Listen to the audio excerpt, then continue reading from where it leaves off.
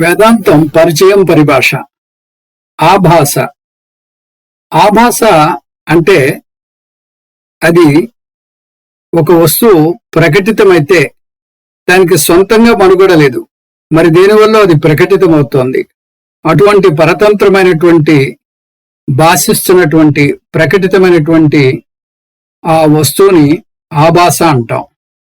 అది మరి దేని మీదో తన యొక్క మనుగడికి ఆధారపడి ఉంటుంది. ఉదాహరణకి మనకి అద్దంలో ఉండేటటువంటి వస్తువులు అవన్నీ బయట ఉండే వస్తువులకి ఆభాస. అలాగే కలలో ఉండేటటువంటి సమస్త వస్తుజాతము ఆ జాగ్రత్త పురుషుడు యొక్క ఆభాస. జాగ్రత్త పురుషుడు లేకపోతే కలలో ఉండేటటువంటి వస్తువులు, కలలో ఉండేటటువంటి ఆ ప్రపంచము, ఆ కళ ఏది ఉండదు.